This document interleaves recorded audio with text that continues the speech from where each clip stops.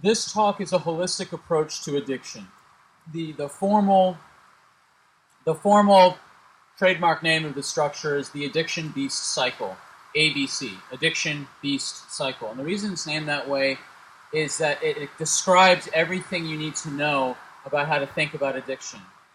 The Beast Cycle, it's B-E-A-S-T, and it's in a cycle. And if you can keep that image in your head, you now have the framework to remember how to approach aspects of addiction. See, the thing is that when you're trying to bring up a very complex topic like addiction, it's challenging to wrap your head around all the different facets that are involved. Some people have succeeded in going in 12 steps. Some people have succeeded in other models. But to remember linearly numbers of things it can be some challenging for some of us. But if it's in a name, so much easier to remember. And it's particularly important that if you are in the throes of a vice, whatever your vice is, chocolate, sugar, and some of those may think of those as food groups, not vices, alcohol, smoking, video games, Facebook, gossiping, television, Game of Thrones, whatever your dig is, eating, it's very difficult to kind of snap out of it when you're in the middle of it, particularly if you're trying to remember how to deal with it. But if you have an easy mnemonic, it's much easier to grasp what to do next to help you break out of the cycle, okay? So full disclosure, I'm a former sugar addict and a former video game addict. If people could just throw out the name of the vice they're concerned about, either for themselves or for someone they know, and you don't just yell it out. The name of the vice. Any vice: smoking, sugar, chocolate, Facebook, anything. Facebook, smoking, sugar, work. Any others? Alcohol, jogging. Did you say jogging? Jogging. Coffee, overwork, Wikipedia, PlayStation. Wikipedia is an interesting one because you feel so productive doing it, just like with workaholism or checking the news or even in some level Facebook. I'm staying connected with my friends. You know? So fascinating, right? All sorts of different kinds. So let's talk about a model that unites all of them together, the BEAST model. So what I do is I help people holistically and permanently reverse cravings, addictions, and addictive impulses so they can have the freedom to choose the life they want. I help a lot of people with different things, mostly focusing on adrenal fatigue. And adrenal fatigue has a very strong connection to addiction, because I'll show you a paper, scientific paper showing that almost every person with an addiction has a dysregulated cortisol cycle. And dysregulated cortisol cycle is a fancy way of saying you can't handle stress. Can't handle stress, you're way more vulnerable to having an addiction. And I'll explain why. So just have a think on that. The direct connection between adrenal fatigue and addiction impulse. Now, what did video games do? Is it hurt my friends, it hurt my family, my relationship, my focus, my career? No different than any other addiction. So here is the actual cycle of addiction, and there's only two phases which are specific to the vice: video games, Facebook, alcohol, cigarettes, sugar, smoking. Only two of the three are specific to the vice itself. First one we start at the top is B. Believe a stressful thought. That's where addictions start. Here are some common stressful thoughts that begin a cycle. My mother doesn't love me. My father left me. She rejected me. He doesn't love me. She doesn't love me. I'm worthless. There's not enough time. There's too much to do. I have to make a decision. Life is unfair. The world is cruel. There's not enough money. Do any of these sound familiar to people? Just pick one of them. All right? So, I have a stressful thought that flies through the mind. Now, what's the difference between a thought and a belief? Have you thought of that? What's the difference between a thought and a belief? A thought. Good. Yeah, a thought is just an image in the head. And if the image can go just through, but if it goes into the body, if it yokes to the body, congratulations, you have a belief. If you feel it, it's a belief. I know it because I feel it. No, it's what you know is what you believe. Not that it's true with a capital T for the universe. You feel it, therefore you believe it. Not because you feel it, it's true for everyone. It's true for you. All right? So when you have a stressful thought and you believe it, you now have E, an emotional physical response. Stress, anxiety, anger, fear, rage, grief, sadness, nervousness, uncertainty, butterflies, tension, full body pain, anxiety, twitching muscles, nervous habits. When you believe a stressful thought, you have an emotional physical response. It's basically defining a belief. You thought plus stressful sensation in the body equals a stressful belief. Now comes A. So we B, believe, E, emotional physical response. A, you then anesthetize yourself with the vice of choice. Sugar, chocolate, alcohol, smoking, food, video games, Facebook, email, porn, gossiping, television, Game of Thrones, whatever it is. This is where the anesthetized phase, where you numb out, that you use this to numb out the sensations here. How many of you right now, please raise your hand if that has been your experience. Okay, everyone, please look around. Okay, welcome to humanity. All right? So we use the vice to numb out to stressful sensations in the body, which came from a stressful belief system. All right? Yes, I am being repetitive, because if you can get just this acronym, BEAST, that's the one thing you walk away with, I'd be so happy. All right? Now, believe a stressful thought, have an emotional physical response. You then anesthetize yourself to the stressful emotional physical response. You then smolder in the consequences. Now, I'm using the American spelling, not English spelling, smolder. S-M-O-L-D-E-R. Smolder is a 7-letter acronym, which I worked very hard to try to find the right 7-letter acronym, that was appropriate to the experience of the burn after using your vice. And you kind of snap out of it, like, what did I just do? My experience of, like, I have a stressful thought, I feel anxious, and I play video games for 6 hours straight. And I snap out of it at 2 a.m., and I'm like, blink, creak,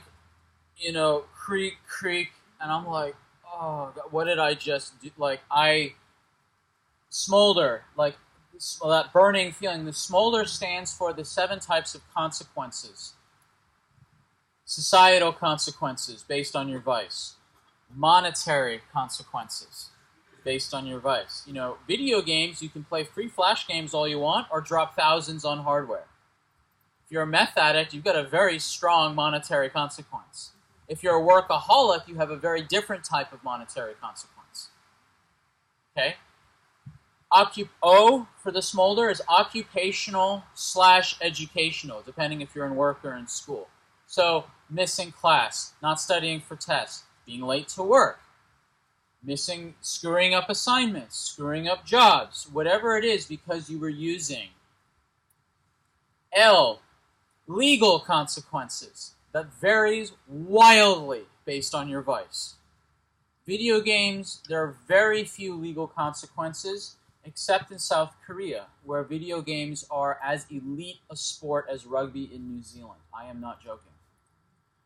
One of the top video gamers in South Korea was actually drafted into the South Korean army, and there was a huge nationwide protest. Imagine if Richie was drafted into the army in the middle of the World Cup. There'd be riots on the streets, would there? Wouldn't there not? Same thing. whatever you think about video games and is it a sport, is it not a sport, it's not, your opinion's not relevant to South Korea, because to them it is. Okay? So I'll give you another example of like culturally what's important. In Russia during the Cold War, the highest stature things you could be in Russia during the Cold War was either A, a physicist, or B, a ballerina. Okay? Culturally, it's what it is, right? So legally in South Korea, it is illegal to play. The video game has gotten so bad, they made a national law that is illegal for a 16-year-old to play video games between the hours of midnight and 6 a.m. unless you have parental override. The way they can enforce it is that everyone in Korea has a national ID number in order to log on to the internet. You cannot access the internet unless you use your personal ID number. Big brother much? Yeah. Now, legally, there's huge consequences with many other vices. Smoking, drugs, alcohol, etc. So again, all these are just categories of consequences that vary wildly amongst the vice. E is your energy/health consequences. D, thank you. D is domestic consequences. The domestic consequences. So if you're a gamer, it's like your room is a mess and you never come out except, to eat something quickly to go back to game, and never to see the light of day. This happens a lot this is a very bad issue with parents trying to deal with their kids when they're back home for the weekends from school or over school holidays. I just wrote an article on video game holiday survival guide for parents. Okay, it's on my blog. In fact, there's also a radio interview I did on Sonoma County radio on this subject. Read that article if you're concerned about your kids vanishing and just not being a part of the family. But domestically, if you're alcoholic, and this is New Zealand. There's now billboards. This is not a hidden topic anymore. There's billboards about it. Family violence is not okay. And can you guess what's probably fueling it? Is alcohol. Okay, so alcohol has domestic consequences. All sorts of, you have people just, these Facebook widows, or widowers. People totally engaged in email or social media, affecting the domestic life. E is your energy/health consequences.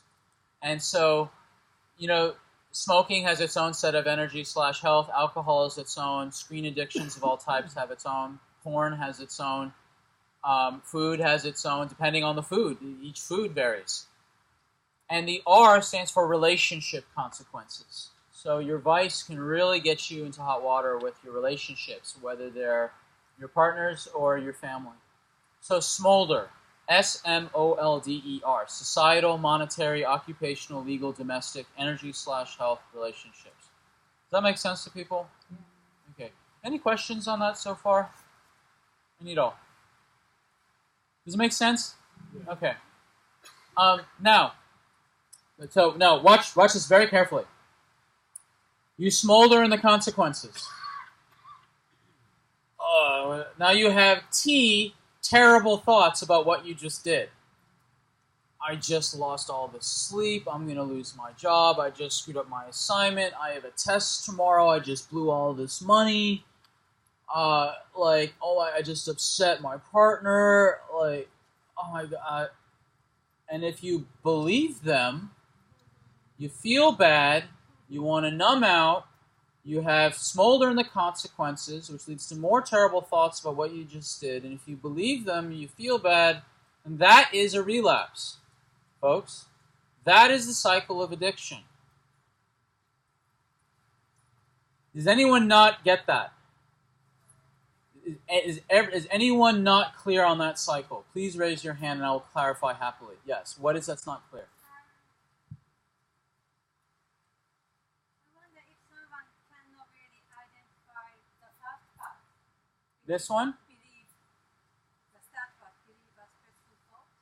You are correct. And that's simply a matter of awareness and practice. Okay, and some people are more aware of their stressful belief systems or their thoughts, mindful of their thoughts running through their head.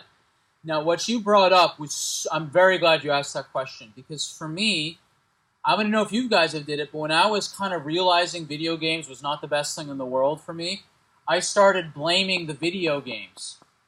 I was blaming the vice itself, because I had no awareness of how it started here. Or I just tried to deal with my anxiety in a different way. That's called cross-addicting. I switched to a different, seemingly less destructive vice. This is an actual therapeutic technique. There is a place to get, this is common treatment for hardcore drugs is methadone, isn't it? Okay, like the good intent and use of cross-addiction, intentional therapeutic cross-addiction, is to stop the massive destruction in your smolder that is causing a massive damage to themselves or others. If you can get temporarily a lesser evil vice to tone down in the flames of the smolder, to buy you time, to then work your way back up to this, that's a good thing. Is everyone clear on that? Okay. I was here blaming the vice, which a lot of people do. All right? Or they're just trying to figure another way to numb out, another way to try to deal with the emotions. And this is, I'm very critical of certain therapeutic techniques where all they do is cathartic emotions. Let's feel all the rage. Let's feel all the sadness. Let's feel, yeah.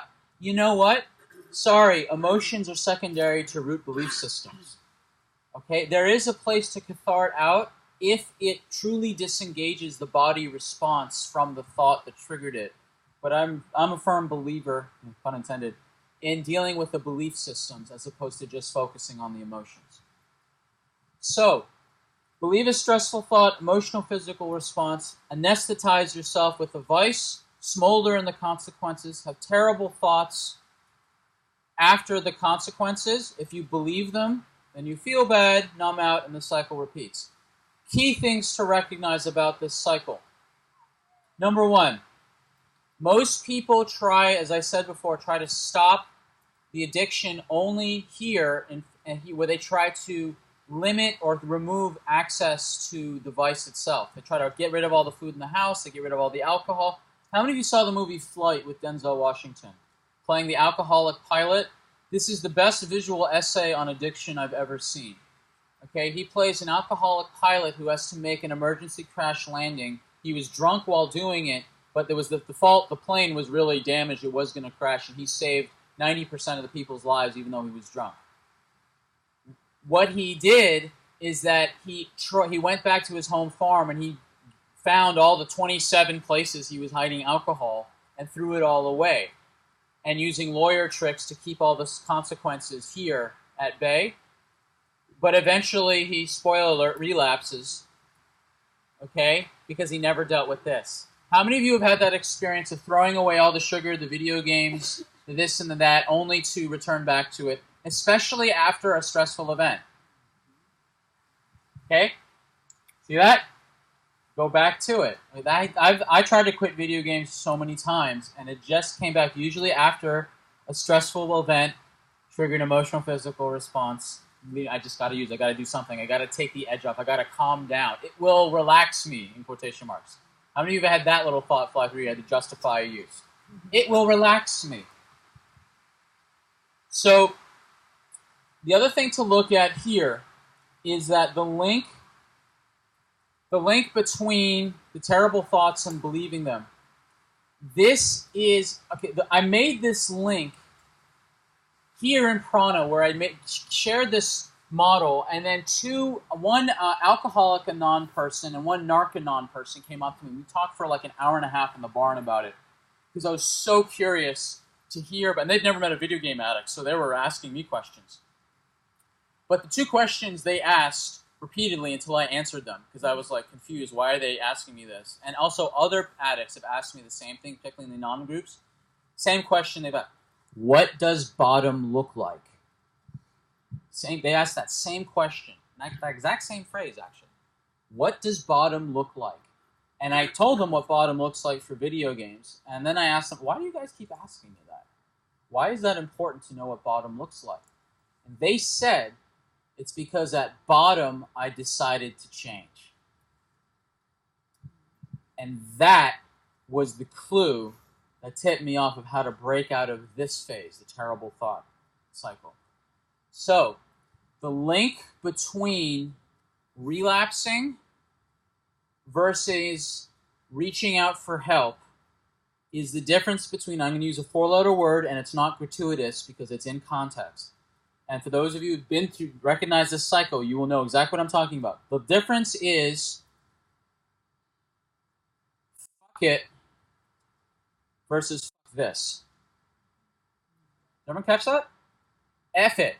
I'm just going to spin around in the cycle versus F this situation, F this consequence, F this addiction. I need help. Everyone catch that? Okay.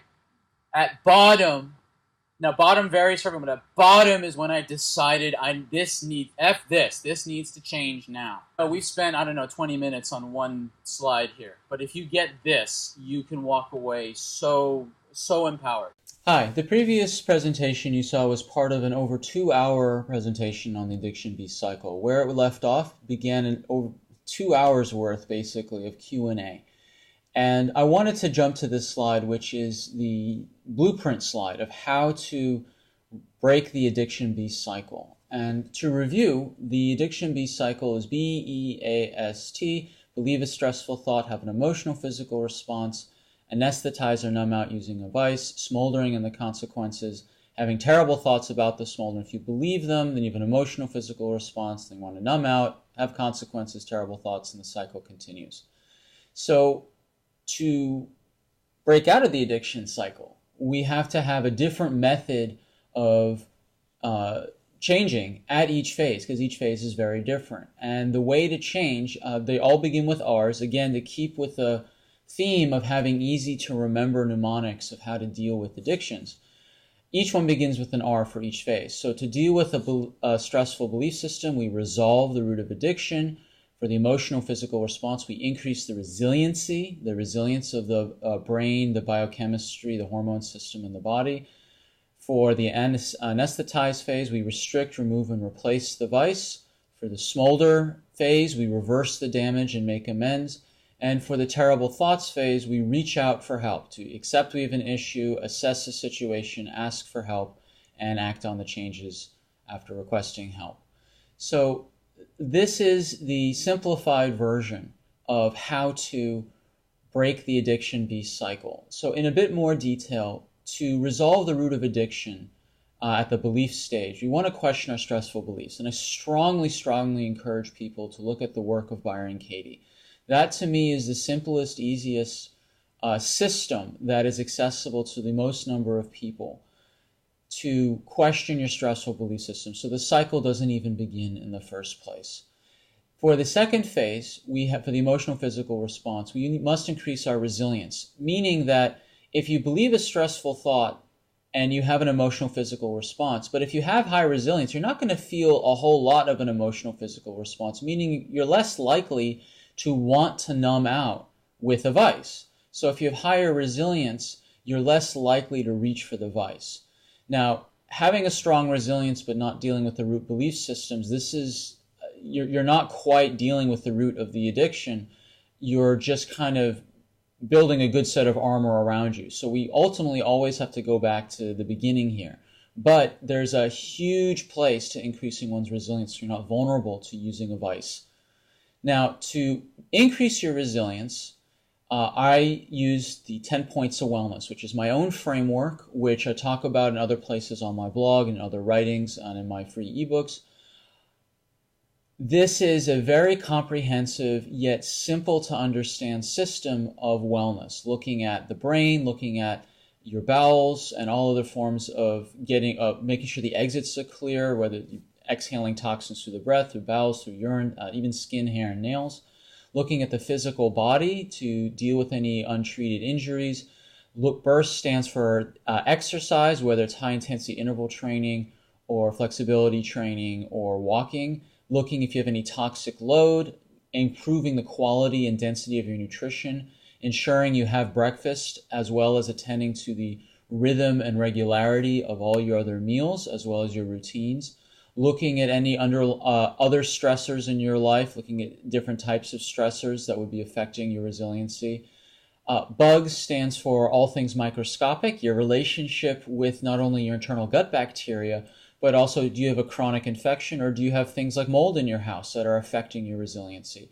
And of course, bedtime and sleep. Now, sleep is one of the most important things you can do to increase your resiliency.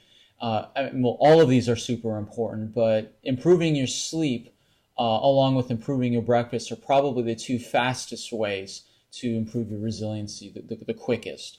So this is a very dense topic, but I've covered that elsewhere on my blog, 10pointwellness.com, as well as in my free ebook, Ending Adrenal Fatigue, the Easy Breakfast Guide. You can read more about these there.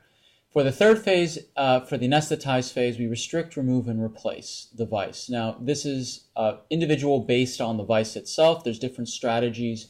If you're a smoker versus a video game player versus a food addict versus a workaholic versus anything else, they're all individual. For a smolder, it's the same thing. It's even more individual because it's not just how do you restrict access to, say, cigarettes. This is now how do you deal with your individual consequences based on your individual situation with whatever your vice is. So we want to reverse the damage and make amends to those, including ourselves, that we've harmed.